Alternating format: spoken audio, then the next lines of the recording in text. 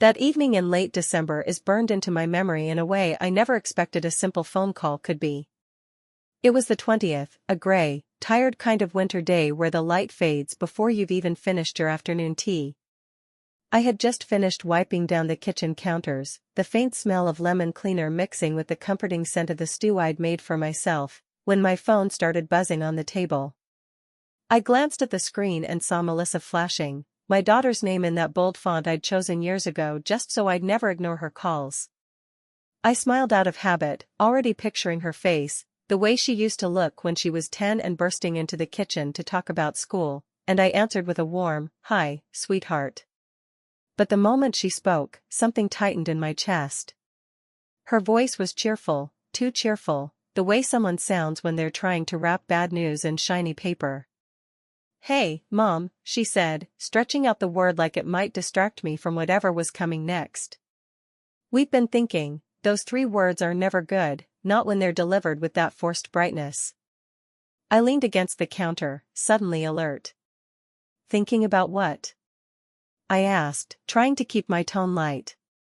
There was a small pause, just long enough for my stomach to drop, before she continued, "Well, about Christmas Eve. You know how every year you go all out with the big dinner and everything? We were talking and maybe this year you can sit Christmas Eve out. It's just too much cooking, too much stress. You deserve a rest." For half a second, my mind went completely blank, like someone had wiped a chalkboard. Then, as her words sank in, a rush of thoughts and feelings crashed over me all at once. A rest. That was the reason. A rest, after 27 years of Christmas Eve dinners cooked in this same kitchen, after decades of staying up late to finish wrapping gifts, after countless nights making sure the house looked like something out of a holiday movie so my children could feel special and loved. A rest, after holding this family together with my bare hands through my husband's long illness and his death 7 years ago, afterward swallowing my grief so my children wouldn't drown in theirs. My fingers curled around the edge of the counter until my knuckles went white. I tried to respond, to say something neutral, but the words stuck in my throat. A rest? I finally managed, my voice thinner than I wanted it to be. "What do you mean?" Melissa rushed in quickly, like she'd been expecting that question, like she'd practiced for it. Ever since she became a manager at her company, she's had that polished, corporate tone, confident, rehearsed, like she's giving a presentation instead of talking to her mother. "Don't take it the wrong way, Mom," she said. "We just want to try something different this year. Something more modern, simple. No big dinner, no complicated recipes, no table settings. Just, relaxed. We thought it might be good for you not to have so much pressure. You can join us on New Year's instead." The way she said join us made my insides twist. It sounded like an afterthought, like a consolation prize. Christmas Eve had always been ours, the heart of our family, the one night I knew, no matter what was going on in their lives, they would come home, sit at my table, eat the food I'd lovingly prepared, and for a few hours we'd be a family again. "So, you don't want to come here?" I asked, already knowing the answer and hating myself for asking anyway. There was another pause, and then I heard it, a faint murmur in the background, a male voice, low and impatient. "Daniel. My son." I couldn't make out the words, but I heard the edge in his tone, and then a quick sharp sound, like someone shushing him. My heart sank even further because that told me everything I needed to know. This wasn't spur of the moment. This wasn't a "we just thought of it today" kind of suggestion. They had talked, the two of them, my son and daughter, the children I had raised, the children whose scraped knees I had bandaged, whose nightmares I had soothed, whose school lunches I had packed at 5 in the morning before heading to my own job. They had discussed it. They had planned it without me. "Mom," Melissa said carefully, "the way you might talk to a fragile glass ornament you're afraid will shatter. Please don't be upset. You know you do too much. Every year you're exhausted. We thought we'd take the pressure off you." I could picture her standing in her kitchen, probably with her shiny new stainless steel appliances, wearing one of those casual but expensive sweaters she likes now.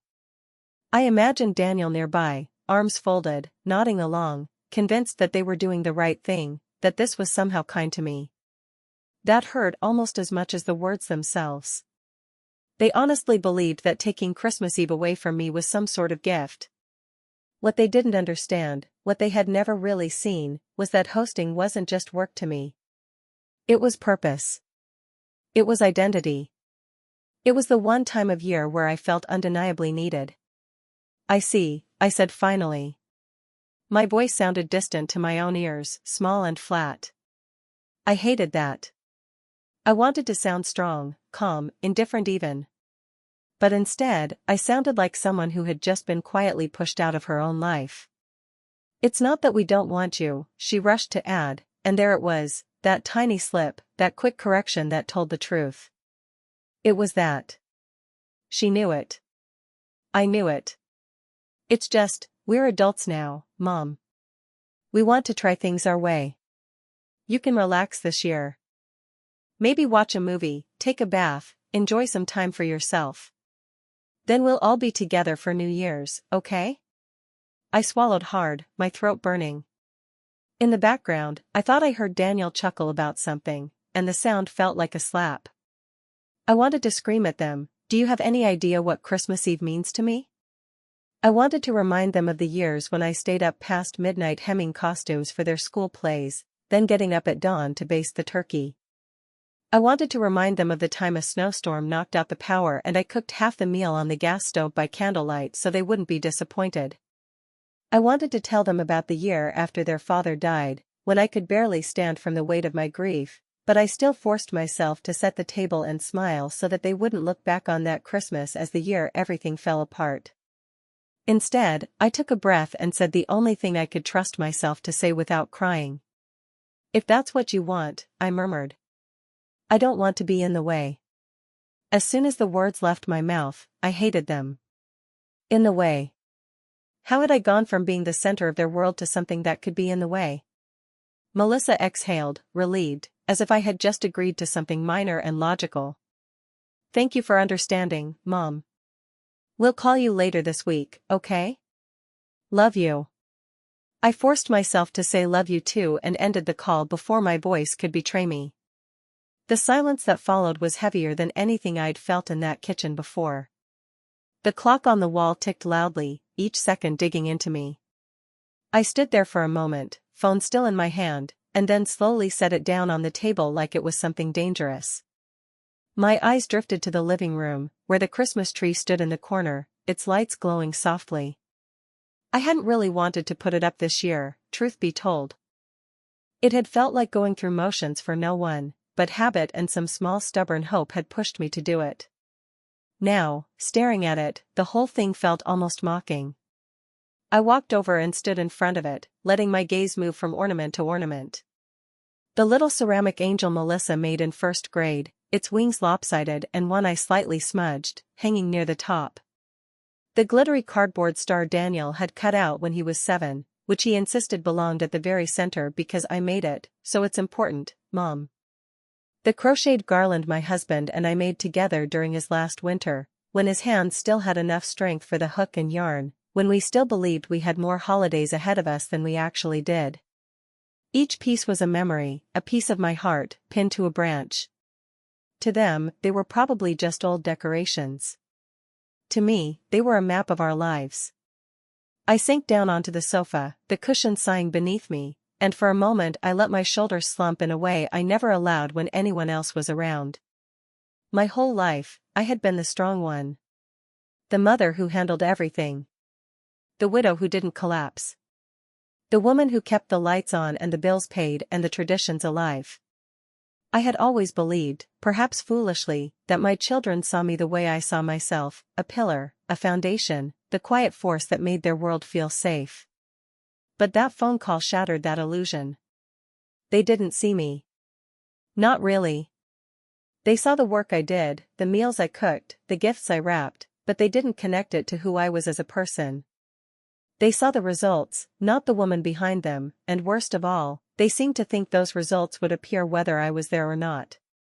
Somewhere along the way, I had gone from being the heart of the home to a supporting character, maybe even an extra. I was a background prop that could be removed when convenient. A lump formed in my throat, and for a brief, painful moment I thought I might cry.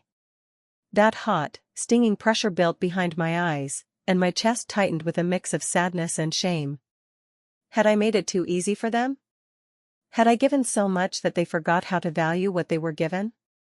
I pictured myself at 28, working 2 jobs after my husband lost his first one, sneaking out of bed at 4 in the morning so I could pack lunches and prep dinner before heading to the diner. I remembered the nights I stayed up doing laundry so Melissa would have her favorite sweater clean for a school trip, the mornings I walked Daniel to the bus stop in the freezing rain because he didn't like to wait there alone. I remembered every compromise, every sacrifice, and I realized with a kind of dull shock that I had rarely, if ever, asked them for anything in return. Maybe that was my mistake. But just as the first tear threatened to fall, something else surged up inside me, faster and stronger: anger. Not wild, screaming anger, but a sharper, quieter kind that made my back straighten and my jaw set. They thought I was weak. They thought I was lonely and desperate for their company, so desperate that I would accept any conditions, any crumbs of attention they chose to throw my way. They assumed I would sit here on Christmas Eve, alone in this house that had once been full of their laughter, and wait for them to remember me. They thought they could uninvite me from my own tradition and that I would just swallow it. Say thank you. Tell them I understood. They forgot who I was before motherhood swallowed my entire identity. They forgot the woman who rebuilt a life from scratch after her husband died, who learned how to manage finances, how to fix a leaky pipe, how to negotiate with banks, how to smile at work even when her heart was breaking. They forgot that I had done all of that quietly, yes, but not because I was weak. Because I was strong. I stood up and walked back into the kitchen, the familiar space suddenly looking different, as if I were seeing it through new eyes. The old wooden table where we'd shared hundreds of meals. The stove that had seen every Christmas roast, every Thanksgiving turkey, every birthday cake. The line of cookbooks on the shelf, pages worn and stained from years of use. This room had been the stage for most of my life's work. I traced a finger along the back of a chair, thinking about all the times I'd pulled it out for my children, telling them to sit, eat, tell me about your day. And now, they wanted a year without it. A modern Christmas somewhere else, planned without me, enjoyed without me. The thought should have broken me. Instead, it clarified something. If they wanted to see what life looked like without my effort, without my presence, then maybe I should let them. An idea began to form in the back of my mind, nothing fully shaped yet, just a shadow, a direction.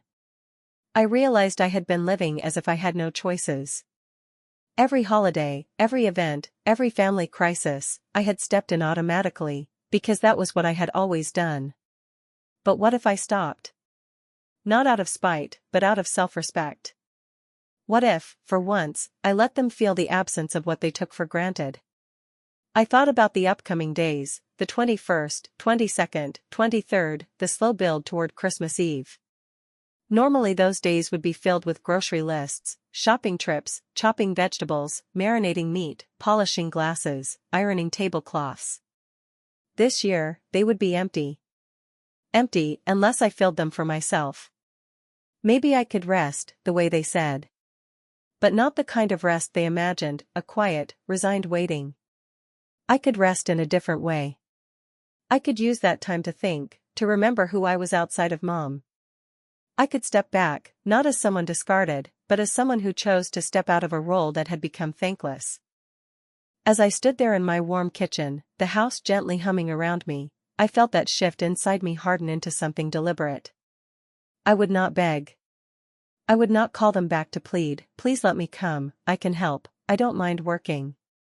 I would not fish for reassurance or let them soothe me with empty phrases about next year or it's just one time. No. Instead, I would prepare something else, not a meal, not a party, but a lesson. A quiet, firm lesson in what it truly meant to remove me from the center of the holiday. I wouldn't shout, I wouldn't argue, I wouldn't make a dramatic scene like mothers in movies. I would do something far more powerful, I would step back and let them feel the consequences. I would plan my own holiday, my own way, in my own space, without them. And when the ripple effect of their decision finally reached them, when they realized what it meant to push away the person who held everything together, I would be there, calm and steady, to watch them finally see me for who I really was. I walked back to the living room and turned off all the lights except for the tree. The soft glow filled the room with a gentle, golden haze. I sat down in my usual chair, the one facing the window, where I could see the faint outline of other houses on the street, tiny squares of light framing strangers' lives. Somewhere in those houses, other mothers were probably doing what I used to do, stressing over menus, wrapping last-minute gifts, chasing children with combs and clean shirts. For the first time in my adult life, I wasn't one of them. I thought it would make me feel empty. Instead, strangely, it made me feel open. Like a door had quietly unlocked inside me. I wrapped my hands around the mug of tea I'd left on the coffee table, now lukewarm, and took a sip anyway. The bitterness matched the taste in my mouth, but underneath it, there was something else, resolve. Let them have their modern Christmas, I murmured into the quiet. Let them see what it looks like without me. I thought of Melissa, so sure of herself, believing efficiency mattered more than tradition. I thought of Daniel, laughing in the background, assuming Mom would adapt, because Mom always did. I thought of how certain they seemed that I would be here, suspended in the background, ready to step back into place whenever they decided they needed me again. They were wrong. This time, I would not be waiting at the door with an apron on and a smile, grateful for whatever scraps of their time they gave me. This time, I would be busy living my own life. I didn't know exactly what that would look like yet, but the idea of it made my heart beat a little faster, in a good way. As the clock ticked toward midnight, the house still and quiet, I made myself a promise. I would not be the woman they had written in their minds, the endlessly available, endlessly forgiving, endlessly giving mother who never asked for more. I would be the woman I used to be, strong, deliberate, capable of making decisions that were good for me, even if they made others uncomfortable. I would not chase their approval or their invitations. If they wanted me in their lives, with respect, with gratitude, with honesty, they would have to come to me. And if they didn't, well, then I would learn to build a holiday around my own peace instead of their convenience. That night, as I turned off the tree lights and went to bed, the house felt different. It was still the same walls, the same furniture, the same quiet creaks in the floorboards. But something inside me had shifted permanently. They thought uninviting me from Christmas Eve would give me a rest. What they had really done was wake me up. The days that followed that phone call felt like stepping into a strange new version of my own life, as if someone had taken the script I'd been following for decades, torn it up, and handed me a blank page instead. Usually, the week before Christmas Eve was a blur of alarms set before dawn, grocery bags cutting into my fingers, recipe books splayed open on the counter, and lists, so many lists, taped to the fridge, the cabinets, even the back door. There would be reminders to take the turkey out to thaw, to soak the ham, to bake the pies one day ahead so they had time to cool, to marinate the vegetables, to iron the tablecloth, to polish the old silverware that only ever came out once or twice a year. My feet would ache by noon, my lower back would throb by evening, and yet, beneath the exhaustion, there was always a quiet satisfaction. I was doing something that mattered. This year, when I woke up the next morning after that awful conversation with Melissa, the house was silent, the counters empty, the fridge only half full, and for the first time in as long as I could remember, there was nothing I absolutely had to do. I got out of bed slowly, almost cautiously, as if I expected the weight of obligation to rush at me from the hallway, but it didn't. I padded into the kitchen in my slippers, filled the kettle, and stood there listening to it hum and then begin to whistle, feeling a weird mixture of freedom and loss. No sweet potatoes waiting to be peeled. No turkey taking up every inch of fridge space. No pie crust chilling in the bottom drawer. Just me and the quiet. I poured myself a cup of tea and actually sat down at the table with it, something I rarely did. Usually, I drank it standing up while wiping surfaces or checking timers. The sunlight coming in through the window was thin and pale, casting long shadows across the floor. Outside, I could see my neighbor across the street struggling to carry a large, awkwardly wrapped toy into her car while talking on the phone, her forehead creased with stress. In years past, I would have watched a scene like that and felt a rush of empathy, maybe even a little envy for the chaos of having small children around.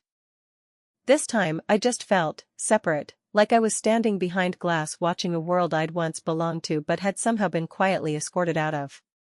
But alongside that ache, there was another sensation creeping in, a lightness, like a tight belt had finally been loosened. I finished my tea, rinsed the mug, and instead of opening the pantry to start planning menus out of habit, I went to my bedroom, got dressed in a simple but nice sweater and a pair of comfortable jeans, put on my warm coat and scarf, and decided I would do something that had never occurred to me in late December before. I would go out and let the day unfold without a plan. The little cafe downtown was busier than usual when I arrived, full of people with shopping bags tucked under their chairs and red, wind-chapped cheeks. The windows were fogged up from the warmth inside meeting the cold air outside, and the smell of coffee and freshly baked pastries wrapped around me the moment I stepped in. Normally, the week before Christmas I would avoid places like this, telling myself I didn't have the time or the money to sit and sip overpriced coffee when there were mouths to feed and gifts to buy. But that morning, I walked up to the counter, ordered myself a cappuccino and a slice of lemon loaf, and found a small table by the window where I could watch the street. I sat there for a long time, my hands curled around the warm cup, watching families hurry by, parents tugging kids along, teenagers rolling their eyes, couples arguing quietly over lists. I recognized the urgency in their movements. It was the same urgency that had once lived in my own body, the sense that if I didn't get everything just right, the whole holiday would collapse. Now, with nothing assigned to me, nothing depending on my effort, I felt strangely like I'd slipped out of that frantic race. I let myself breathe, really breathe, in a way I hadn't in years. But even as my muscles unwound and my mind began to clear, I knew I wasn't just relaxing. I was taking stock. Observing. Reorganizing my thoughts as if they were cluttered drawers long overdue for sorting. I thought about my children, how easily they had decided that giving me a rest equated to removing me from the most meaningful part of our shared tradition. I thought about the way Melissa's voice had lilted on the phone, carefully controlled, and the way Daniel's mutter had slipped through in the background, impatient and dismissive. They had grown so used to me being their constant, their resource, their built-in safety net, that they honestly believed this decision was reasonable. In their minds, I wasn't the architect of Christmas, I was the worker. The elf in the background, not the person who made the holiday magical in the first place. They didn't know the mental math behind every dish on the table, the way I timed the oven so everything came out hot at once, the way I stretched ingredients on tight years without letting anyone see the strain. They didn't know how many nights I'd spent quietly rewrapping gifts because I thought the first attempt looked sloppy, or how many times I'd stayed up until 2 a.m. filling stockings with silly, thoughtful little things just so they'd have a moment of surprise and delight when they woke up. They saw the end result, a beautiful dinner, a warm house, a tree surrounded by presents, and believed it was just what happened. As if the holiday itself spawned those things, instead of me. At some point, my cappuccino turned cold and the lemon loaf was just crumbs on the plate, but I didn't rush to leave. I let my mind wander back over the last few years, looking for all the small signs I hadn't wanted to acknowledge. The year Melissa showed up late and complained that the turkey was a bit dry before even saying hello. The time Daniel texted me, "Hey, can we invite a few extra people?" on the morning of Christmas Eve, as if adding 4 adults and 2 kids to the guest list at the last minute was no big deal. The way they both left early more than once, saying they had parties with friends or their partners' families, leaving me in a silent, messy house, scraping gravy off plates and packing leftovers into plastic containers that would go uneaten. I'd brushed those moments aside, telling myself they were busy, that it was just how things were now. But sitting there in that cafe, with no shopping list in my bag and no raw turkey waiting at home, I saw it differently. They hadn't simply been busy, they had been drifting away from the idea that what I did held value. And I had let them. I left the cafe when the lunchtime crowd started to swell, stepping back out into the cold air with a clarity that almost startled me. This week before Christmas Eve, I decided, would not be a week of mourning. I wasn't going to spend it sitting in my house, staring at the walls, feeling like a discarded coat on a hook. I couldn't change the way my children had chosen to act, but I could choose my response. Instead of begging to be included, I would turn this empty space they'd given me into something of my own. That afternoon, I walked through a small park nearby, watching children play in the thin, patchy snow, listening to the crunch of ice under my boots. I passed a couple arguing about which side of the family to spend Christmas with, and had to stop myself from laughing at the bitter irony of it. Once upon a time, such a conversation might have involved me. Now, I wasn't even an option on the table. There was a pang at that realization, but it was quickly followed by a stubborn thought: they may not see my worth right now, but that doesn't erase it. When I got home, I didn't open recipe books or take stock of my pantry. Instead, I sat down at my small desk in the corner of my bedroom, pulled open the bottom drawer, and reached for a slim, worn blue folder. Inside were the documents my husband and I had assembled years ago when we created a small holiday fund, an account we opened after one particularly lean Christmas when we'd had to put gifts on a credit card and spend half the next year paying it off. We'd promised ourselves we'd never be caught off guard like that again. Back then, the fund had started with nothing more than a few spare dollars each month. Over time, as I learned to manage our finances, I made sure to tuck in a little extra whenever I could, a bit from my tax refund, a small portion of the bonus I got one year for covering extra shifts, a few crisp bills my mother had left me when she passed. After my husband died, I kept the account alive partly because it made me feel like a piece of him was still contributing to our family, and partly because it was practical. Every December, the money in that account helped pay for presents, special food, and the little luxuries, good wine, new candles, nicer napkins, that made the holiday feel special even when everyday life was ordinary. My children knew the fund existed, in a vague way. They knew there was some pot I drew from to do Christmas, as they put it. What they didn't know was what had happened when my husband's estate was settled. I spread the papers out on the desk, smoothing them with my palm. After the dust had settled, after the funeral and the condolences and the casseroles from neighbors faded away, I'd had to sit down with a lawyer and go through the practical aftermath of death. There were forms and signatures, titles to update, accounts to shift. I remembered sitting in that office, numb, while the lawyer explained that the holiday fund, still in my husband's name but funded mostly by my earnings and careful saving in the years before he got sick, would now be transferred to me as the sole account holder. He'd asked if I wanted to add my children as co-owners, but something in my gut had twitched at that. They had been so young then, and I'd already learned how quickly money could disappear in the hands of people who hadn't learned its value. So I'd said no. I told myself it was temporary, that when they were older and responsible, I might add them. Years passed, and I never did. I kept the account quiet, using it for the holidays without explaining exactly where the money came from, letting them live under the illusion that Christmas just happened. Now, as I read over the documents again, that old decision felt like a lifeline. The account was still mine, and only mine, and over the last few years, I had continued to contribute to it out of habit even as my children grew more casual about the holiday. I opened my laptop, logged into my bank, and pulled up the current balance. The number on the screen made my heart skip. It wasn't a fortune, not by any means, but it was substantial enough to cover several more years of lavish family holidays.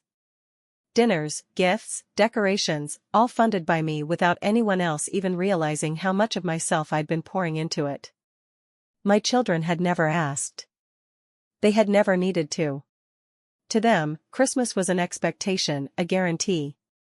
To me, it had always been something I built carefully, piece by piece, funded partly by my sacrifices. And now, they had decided to uninvite me from the very celebration that money helped create.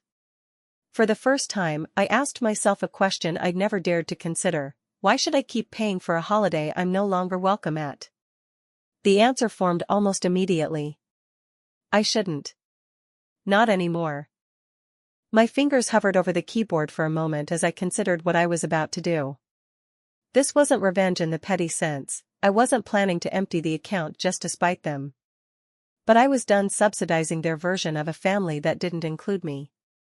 So, with a steady breath, I opened a new savings account in my name only, one I labeled simply future.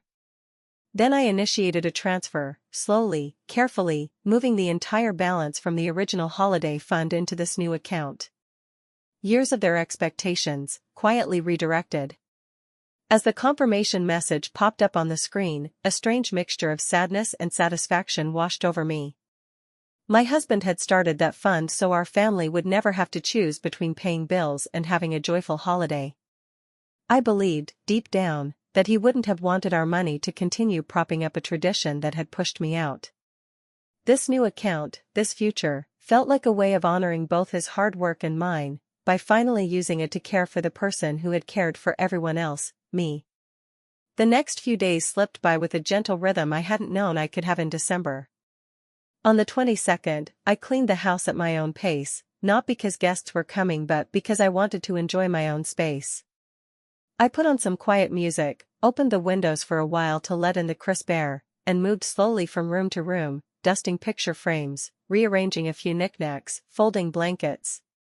I paused in the hallway to study the photographs on the wall, Melissa at 5, missing her front teeth, grinning with her arms thrown around my neck, Daniel at 8, holding up a crooked snowman he'd made with his father, the four of us together on a beach one summer, before sickness and loss and time had made everything more complicated. I ran my fingers lightly over the glass and felt a bittersweet ache. Those versions of us were gone, but they'd been real once. I couldn't bring them back, but I could decide how I lived now. On the 23rd, I went grocery shopping, not for a feast, but for myself. I bought things I actually wanted to eat, in reasonable amounts: fresh tomatoes, basil, garlic, good olive oil, a small but decent bottle of red wine, a wedge of Parmesan, some leafy greens, a little box of fancy chocolates. Normally, my cart would be piled high with turkeys, hams, extra potatoes, pounds of butter, trays of rolls, and whatever special requests my children had made that year. This time, as I pushed my modest cart down the aisles, I noticed how much lighter my steps felt. I didn't have to worry about whether I'd bought enough to feed 10 or 15 people. I didn't have to calculate how much I was spending against the balance in the holiday fund. Every item in my cart was for me, and that was both startling and strangely wonderful. That evening, when I got home, I received my first call from Melissa. I saw her name flash on the screen and felt a familiar tug in my chest, but I didn't answer. I let it go to voicemail and continued putting away my groceries, methodically placing each item in the pantry, the fridge, the cupboard, as if nothing were ringing. When the phone finally stopped, I waited a few extra minutes before checking the message. Her voice, once again, had that artificial brightness to it. "Hey, Mom, just calling to check in. Haven't heard from you since we talked. Hope you're okay and not mad at us or anything. We really do want you to relax this year. Call me back when you can. Love you." The words floated over me like a light perfume masking a bad smell. The fact that she felt the need to say "hope you're not mad" without actually acknowledging why I might be spoke volumes. I didn't return her call. Not out of childishness, but because I had nothing to say yet that I could trust myself to say calmly. On the 24th, Christmas Eve, it truly hit me how different this year was. Normally, I would have been up before the sun, pulling a turkey from the fridge to come to room temperature, checking the overnight marinade on the roast, making sure the bread dough had risen properly. There would have been lists on the kitchen table, timers set on my phone, the oven preheating before most people on the street had even brewed their coffee. This year, I woke up at a normal hour, around 8, and lay in bed for a little while just listening to the quiet. No alarms, no mental checklist racing through my mind. When I finally got up, I put on a soft sweater and thick socks, tied my hair back casually, and made myself a simple breakfast, just toast and scrambled eggs with some herbs, eaten slowly at the table while the tree lights twinkled in the corner of the living room. As the day went on, I made a deliberate choice: I would not call them. I would not text. I would not check their social media for photos of whatever modern celebration they had decided on. I refused to torture myself with images of my children sitting at someone else's table, eating food someone else had cooked, laughing over memories I wasn't there to share. Instead, I decided to treat the day as my own. In the afternoon, I went for a walk around the neighborhood. I watched from a distance as other families arrived at each other's houses, carrying casseroles, bottles of wine, plates of cookies covered in plastic wrap. I saw kids in itchy holiday outfits fidgeting on porches while parents fussed with car seats and presents. A few neighbors waved at me, and I smiled and waved back, giving no indication that this was the first Christmas Eve in nearly 3 decades that my home wasn't the destination. A small, petty part of me wondered if anyone had noticed, if anyone had said, "Isn't she usually the one hosting?" But I pushed the thought aside. What other people thought didn't matter nearly as much as what I was starting to think about myself. In the late afternoon, as the sky began to darken and the first stars pricked through the deep blue, I returned home and set about making my own dinner, a simple pasta dish with tomatoes, garlic, basil, and olive oil, something I loved but rarely made for myself on holidays because it seemed too plain to serve to guests. I lit a single candle on the table, not the full array of candles I usually set out, just one sturdy white pillar that burned with a steady flame. I poured myself a glass of the red wine I'd bought, the deep color shining in the low light, and put on some soft instrumental music in the background. As the pasta finished cooking and the sauce simmered, the house filled with a warm, savory aroma. It wasn't the smell of turkey or roast beef or gingerbread, but it was mine. Before I sat down to eat, I did one more thing. I walked over to the small shelf in my bedroom where I kept a framed photograph of my husband, taken years ago at one of our early Christmases. He was standing in the kitchen, flour on his shirt, holding up a misshapen loaf of bread with a proud grin on his face. I helped, he'd said that year, and the bread had been dense as a brick, but we'd eaten it anyway and laughed about it for years afterward. Now, I picked up the frame, brought it back to the dining table, and set it on the far end, leaning gently against the salt shaker. "You and me this year," I murmured to the photo, feeling only a little foolish. No chaos. No ungrateful comments. Just peace. I lit the candle, sat down, and took my first bite of food. It was simple, but delicious. The music hummed softly, the tree lights glowed, and for the first time in a very long time, I ate slowly on Christmas Eve, savoring each mouthful instead of gulping down bites between checking the oven and refilling glasses. The quiet was aching, yes, but it was also undeniably peaceful. Of course, even as I enjoyed my meal, my mind couldn't help wandering to what might be happening wherever my children were. I pictured Melissa in her spotless, stylish kitchen, staring down at raw ingredients with a furrowed brow as she realized she didn't know how to time the dishes so they'd all be ready at once. I imagined her Googling how long to roast potatoes, while trying to calm her husband, who might be hungry and impatient, wondering why the food wasn't ready yet. I imagined Daniel pacing back and forth in someone else's living room, complaining that things just don't feel like mom's this year, not fully understanding why. I could almost hear his frustration rising when he realized there was no familiar smell of rosemary and roasted chicken, no carefully ironed tablecloth, no mismatched but lovingly arranged plates at each setting. I imagined them opening store-bought rolls, unwrapping desserts in plastic containers, pouring gravy from a jar and trying not to think about how different it all tasted. And somewhere in that chaotic, half-hearted modern Christmas, I liked to believe there would come a moment, a quiet, sinking realization, when it would hit them that the holiday had never just happened on its own.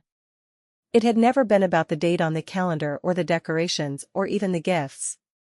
It had been about me, about the hours I'd spent planning, cooking, cleaning, smoothing over arguments, asking questions to keep conversations flowing, making sure everyone felt seen and comfortable. Without me, there was just a date and some food. The magic, if it had ever felt like magic to them at all, came from the love and effort I'd woven through every part of it. After dinner, I washed my single plate and glass, blew out the candle, and sat on the sofa with a blanket wrapped around my legs. I watched an old movie I loved, one I usually put on in the background while bustling around the kitchen. This time, I actually followed the plot, laughed at the jokes, let myself sink into the story. My phone buzzed a few times that night, once from an unknown number, which I ignored, and twice from Melissa. I let both calls go to voicemail. I wasn't ready to hear their voices, not on a night when my emotions were already stretched thin. When the movie ended and the credits rolled, I turned off the television, leaving only the soft glow of the tree lights illuminating the room. I stood for a long moment, looking at the twinkling reflections on the glass ornaments, and felt something settle inside me. I had survived this Christmas Eve alone. It had not broken me. In some small, quiet way, it had strengthened me. The days between Christmas and New Year's slipped by in a kind of gentle blur. I read books I'd been meaning to read for years but had always pushed aside for later. I took long baths, letting the hot water soak into my sore muscles, closing my eyes and imagining all the years of stress washing down the drain. I went for walks every day, even when the air bit at my cheeks, just to feel the crispness, to move my body for myself instead of for errands.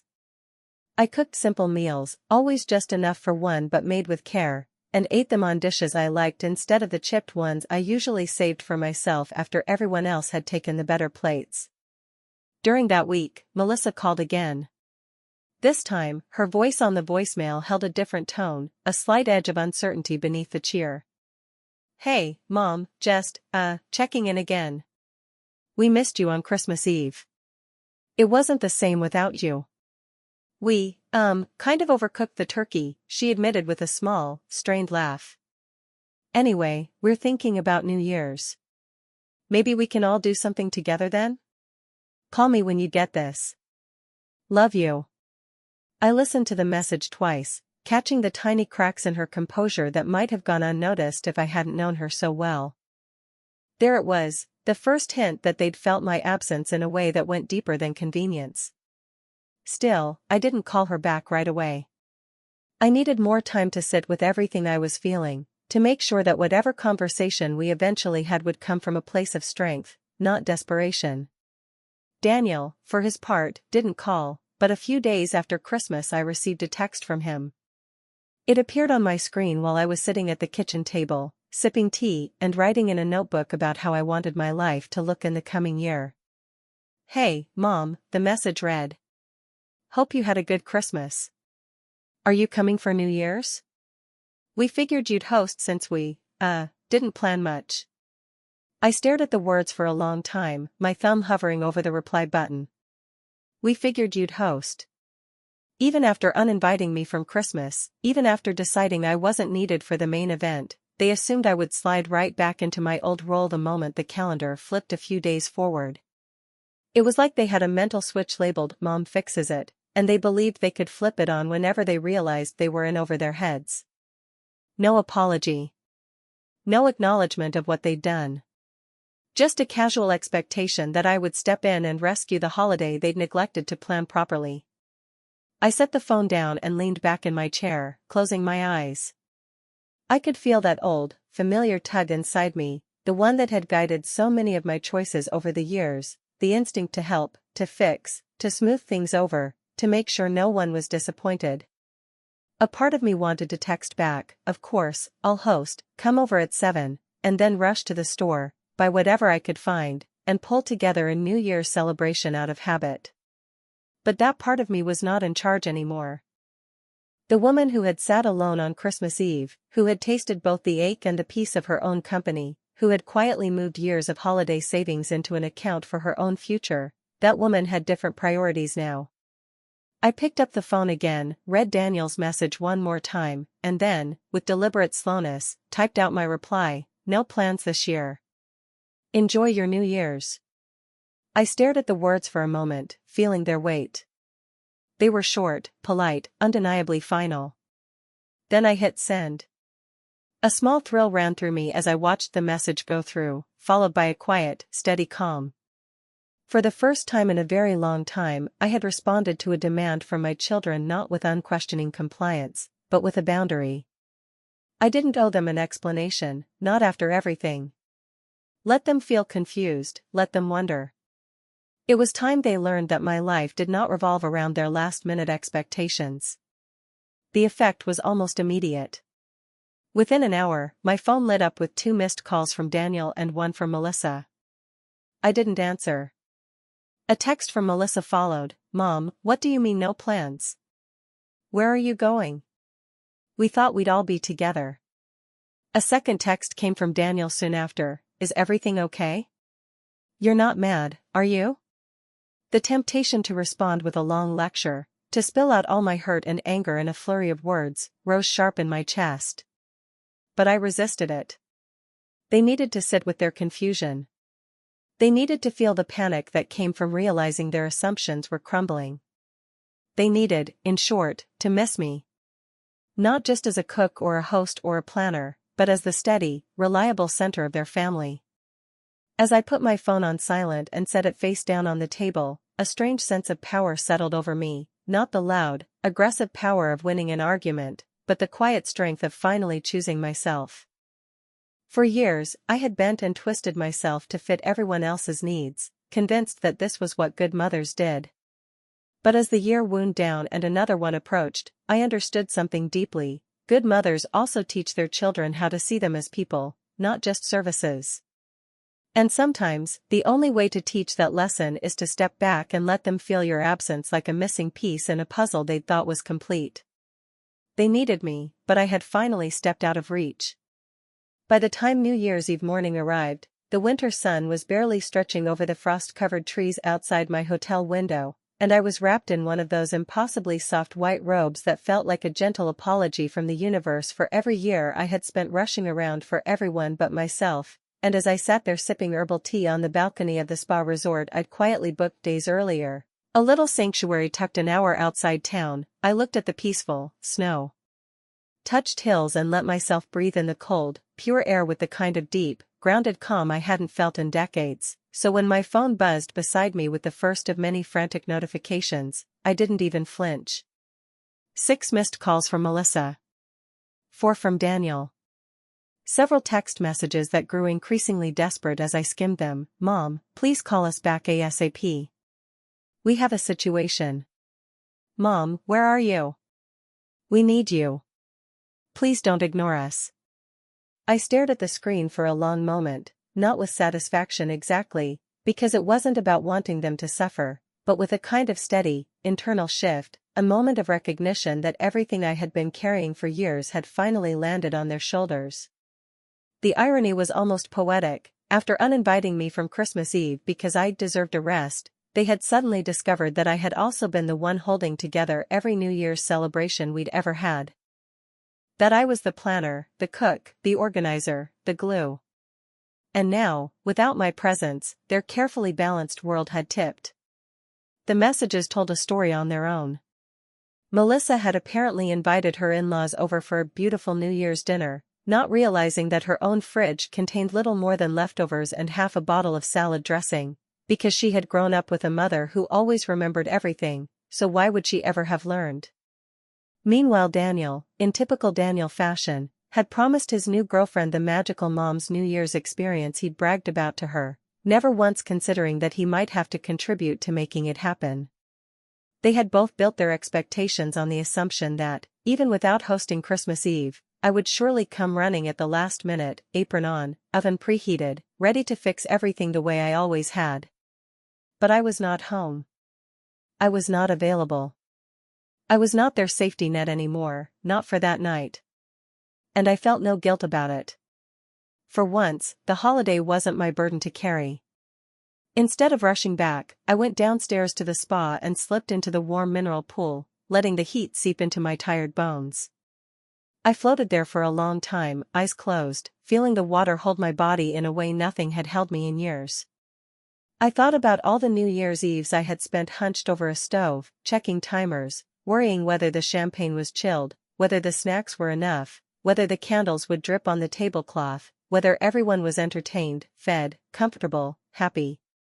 I thought about the years when my late husband would sit with me afterward, long after midnight, helping me wash dishes even though he hated it, telling me I'd made everything wonderful, and how I had taken on twice the work after he died because someone still had to keep our family connected.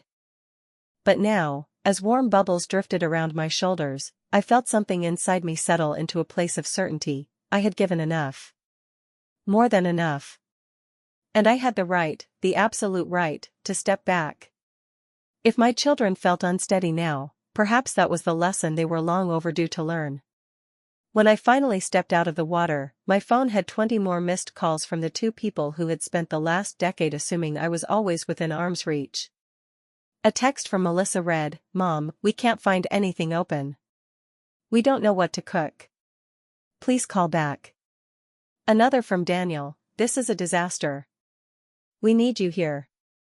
We're sorry if you're mad, but we really need you." And that word, need, hit me differently than I expected. It wasn't manipulative this time. It wasn't entitled. It was honest. Raw. Coming from two adults who had truly never experienced what life looked like without me smoothing every wrinkle behind the scenes. Still, I didn't respond. Not yet. Instead, I dried my hair, put on fresh clothes, and treated myself to a slow, luxurious breakfast at the little cafe attached to the spa. A warm croissant, eggs cooked exactly the way I liked them, a cup of coffee that tasted like it had been made with actual care. I ate by the window, watching snowflakes drift lazily past the glass, feeling something that bordered on joy at the idea that this New Year's Eve, this one, belonged entirely to me. Not to my children's expectations, not to their panic, not to their guilt. To me. It wasn't until early evening, when the sky had turned a deep winter blue and fireworks were already crackling faintly in the distance, that I decided to call them back. Not out of obligation, but because I had reached a point of emotional clarity where I could speak without anger. I sat on the edge of the hotel bed, phone in hand, and pressed call on Melissa first. She answered on the first ring, her voice high-pitched and trembling. "Mom? Mom? Oh, thank God. We didn't know where you were. We've been trying to reach you all day. We're in trouble here." And before I could even respond, I heard Daniel shouting in the background, "Mom? Put her on speaker. Mom, please, we're sorry, okay? We're really sorry. We need your help." "Slow down," I said quietly, because their panic was almost overwhelming through the phone. "What's going on?" A burst of confession spilled out from both sides at once, Melissa explaining that she'd tried to make a fancy roast but misread the instructions and now everything was half raw, Daniel admitting he'd promised his girlfriend a magical night with Mom's cooking, Melissa nearly crying because her mother-in-law kept asking when dinner would be ready, Daniel cursing because the stores were closed, Melissa saying she didn't know how to time anything, Daniel saying he couldn't even find a clean tablecloth. And beneath all that frantic noise, I heard something else, regret. Real regret. Not the performative "oh well, too bad" kind they sometimes threw my way when they forgot something or took my efforts for granted, but a deep, bewildered, sinking understanding that they had relied on me for so long without truly recognizing it. When their voices finally quieted, I asked the question they had been avoiding, "Why did you uninvite me from Christmas Eve?" That question hung in the air like a heavy ornament dangling from a thin branch. I could hear Melissa inhale sharply, and Daniel's background noises fell silent. Then, after a long moment, Melissa spoke, not with the crisp managerial tone she uses at work, not with the cheerful mask she puts on when she wants to avoid conflict, but with the small, honest voice of someone who has finally been confronted with their own selfishness. "Mom," she said softly, we didn't think. We thought we were giving you a break, but really, I think we were giving ourselves one. Hosting is hard. Cooking is hard. Planning is hard. And I guess we figured you'd just understand." "And Daniel added, sounding more humbled than I had ever heard him, "I thought you'd still do New Year's anyway. I didn't think you'd actually take a break." There it was. The truth. Not maliciousness, not cruelty, just the kind of careless, comfortable dependence that builds up when someone gives and gives and gives without demanding anything in return. For years, I had taught them, without meaning to, that they could ask anything of me and I would say yes. That I had no limits. No tired days. No desires of my own. No boundaries. And so they behaved as if I were a permanent resource. But resources run out. Even mothers. Especially mothers. "I took the break you thought I needed," I said calmly, and the steadiness in my voice surprised even me. "But in doing that, I realized something. I've been giving so much, for so long, that you've forgotten how to give anything back." There was silence, thick, heavy, and full of everything they'd never said. "Mom," Danielle said quietly, "we're sorry." "Truly," Melissa added, her voice cracking. "We didn't mean to hurt you. We just didn't realize how much you actually do." "I know you didn't," I replied, because that was the painful part. They hadn't done it to be cruel. They had done it because I had allowed them to believe I was invincible. "But you need to understand something too. I'm not coming home tonight. I'm not fixing dinner. I'm not saving this one. Not this year." Their panic flared again, but softer this time, tinged with understanding rather than entitlement. "Mom," Melissa whispered, "please. Just tell us what to do. Anything." "You're adults," I said gently. "Figure it out. Not cruel. Not spiteful. Just factual. A boundary wrapped in love but firm enough not to bend." Before hanging up, I added, "I love you both. But I love myself too. And for the first time in a long time, I'm choosing me." Then I ended the call. The silence that followed was peaceful, not the aching, lonely quiet of Christmas Eve, but the warm, liberating stillness of knowing I had finally reclaimed a part of myself. I stepped out onto the balcony again, wrapped in a blanket, and watched as midnight approached. Fireworks burst open above the snowy hills, bright colors staining the sky like blooming flowers of light. And as the clock struck 12, marking a new year, I felt a profound sense of renewal wash through me, not the cliché kind people talk about after making resolutions, but the real kind, the kind that comes from finally understanding your own worth. I wasn't just the mother who cooked. I wasn't just the woman who kept everything running. I wasn't a machine built for their comfort. I was a person, full, complex, deserving of rest and recognition and care. And I had finally taken the first step toward showing them that. In the days that followed, the shift became even clearer. Melissa called again, not frantic this time, not demanding, but gentle. Thoughtful.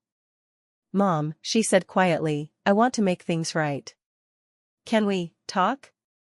Really talk?" Danielle sent me a long message, not a rushed apology, but a reflective one, acknowledging years of taking me for granted. He wrote about memories from his childhood, how he'd assumed things just appeared, that holidays just happened, that comfort was automatic. He wrote that he finally understood it had been me all along. He ended the message with something I hadn't expected: "Tell me how to be better. I'm ready to learn." And slowly, the balance shifted. They began inviting me places, not expecting me. They asked me how I wanted holidays to look. They came to visit without empty containers to fill with leftovers or errands for me to run. They brought food. They cleaned up. They asked about my life. They saw me, not as the background worker, but as a person who deserved appreciation. My absence had taught them what my presence had been worth. And so, as the new year unfurled itself with its early weeks of cold mornings and quiet evenings, I felt a truth settle into my bones: sometimes the most powerful revenge isn't loud or dramatic or vengeful at all. Sometimes the quietest step back teaches the loudest lesson. I didn't yell. I didn't punish. I didn't throw their mistakes in their faces. I simply walked away long enough for them to feel the outline of the space I had always filled. They learned because the world without me was a world they didn't know how to navigate. And when they finally understood that, they came back, not begging for labor, but asking for forgiveness, for guidance, for connection. I didn't destroy the holiday. I simply let them live it without me. And that was enough to change everything,